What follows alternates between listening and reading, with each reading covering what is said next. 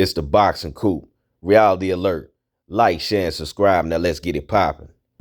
Errol the Big Fish Spence Jr., 28 wins with only one loss, has been silent after suffering his first career loss to the one and only pound-for-pound king Terrence Bud Crawford in July of 2023.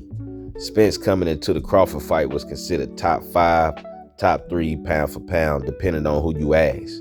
Due to the brutal punishment he took in the Crawford fight, some fans doubt his ability to continue to compete at the elite level. Errol Spence Jr., the IBF champion, suffered a horrific car accident in October of 2019, coming off the biggest win of his career, beating then WBC champion Showtime Shawn Porter to unify the belts at the welterweight division. Some say Spence was too damaged after the car accident to continue, but as we all know, he proved the world wrong. Spence, living by the moniker "I don't take tune-ups," stood on his word and defeated Danny Garcia, a 2-division world champion who previously held the WBC belt at welterweight division, losing it to Shawn Porter. Next, Spence was in line to fight the WBA champion Manny Pac-Man Pacquiao, but Pacquiao suffered an unexpected loss to Cuban fighter Yordenis Ugas. With his eyes set on undisputed showdown with Terrence Crawford, Spence then, in a dominating fashion, dethroned the newly WBA champion Ugas. On July 2023, Spence took on Terrence Bud Crawford in the highly anticipated winner-takes-all undisputed matchup. After Spence losing to Crawford, it was a lot of controversy surrounding the fight.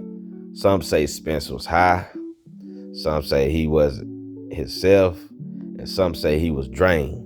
None of these excuses were ever verified by Errol Spence Jr. himself.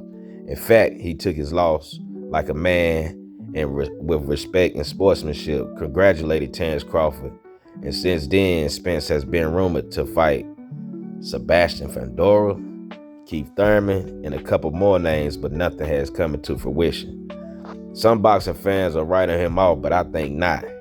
His only loss was to the pound-for-pound #1 fighter in the world, and I think the Big Fish is taking his time, and he will be back to prove doubters wrong once again. In the few sightings that we had of him, he looks to be in shape and still training hard. Spence is still a tough outing for a lot of fighters at 154, and I think he will beat most of them in the division.